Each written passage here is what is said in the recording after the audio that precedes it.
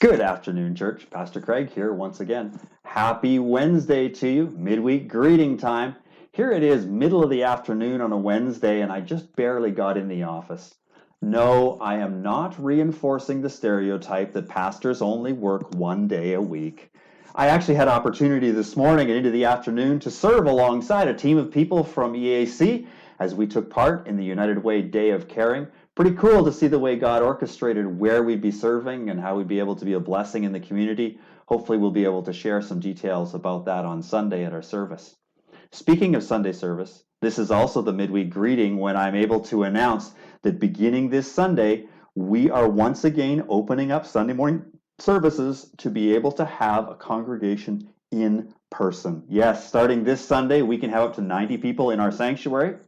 And so look forward to opening up and gathering together as a church family in person, opportunity to worship together through song, through studying the word, through prayer, but also an opportunity once the live stream is completed to be able to worship together as we have our sharing and prayer time, lifting up to God praises for what he's doing in our lives, but also lifting up to him the burdens that we may be carrying and praying for one another. The live stream will continue to be offered, and so for those that are not able to make it in person, live stream will still be happening, but that sharing time happens after the live stream is done, and it's a really cool opportunity for us to worship as a church family. As I think about the announcement about opening up this Sunday, it reminds me of a song that I used to hear on Sesame Street. That's a show from many years ago, for those of you that aren't familiar with Sesame Street. It was a kid's show, and there was a scene that would regularly come on where they'd show like four things on the platform or on the screen, and they would start singing a song. One of these things is not like the other. One of these things just doesn't belong. Can you tell me which thing is not like the other? Tell me before my song is done. And the whole point was you had to look closely because one of the things was different than all the rest.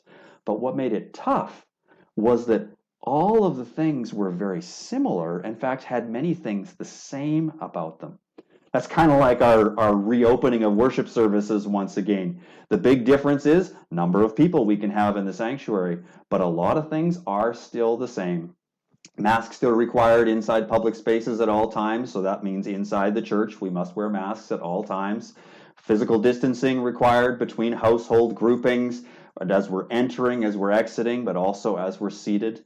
One thing that you can continue to do that helps us is if you are part of an extended family grouping or a household bubble, as it's sometimes referred to, group of people that you know that starting this Sunday, once we're able to have our household bubbles once again, you'll regularly be getting together with those individuals. If you can plan to sit together as a family, that would be great, which means you only need to do one pre-registration for that extended group. Pre-registration will continue to be required. This helps us to ensure that we're able to have everybody seated with the physical distancing requirements in place. And so you'll want to take part in that. Just all the restrictions really are still the same. There is one small difference. You can actually bring a water bottle or a coffee cup into church now. Now, you cannot share it with anybody else, and you can also bring food in. So if the kids need a snack during church, you can do that, but we cannot share with anybody else. And the other thing is masks must be worn at all times, trumps bringing the water bottle in. Now, that doesn't mean you have to drink through the mask. You can lift up the mask to sip your coffee or to sip your water bottle or to put the snack in your mouth, but the mask must be worn at all times. We cannot take off the mask because we're drinking a coffee or having a water. And so just some things to be aware of. It's great to have these changes to once again be able to worship in person. I know for a lot of people it makes it a lot more comfortable to be able to have that water bottle or coffee cup or snack for the kids.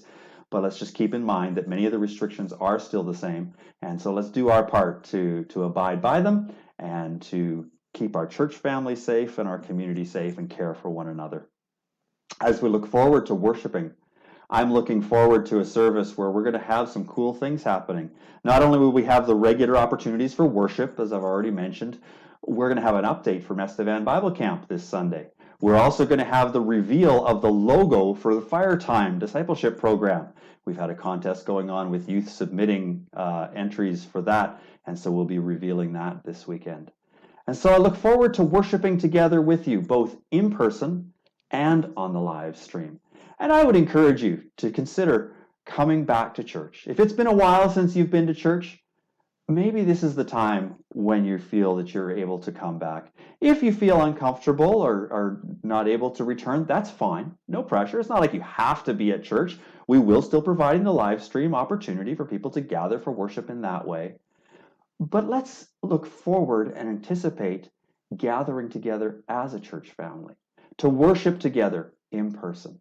Yes, it's great that we've been able to worship on the live stream, but it's not the same as being together in person and fellowshipping together, worshiping together, and serving together, and learning together. So let's look forward to that. And I hope that you're able to join us on Sunday. The link for the registration will be in this email and will also be in our e-bulletin on Friday. If you're not sure how to go about doing the pre-registration, call the church office by Friday and we'll be sure to get you registered that way.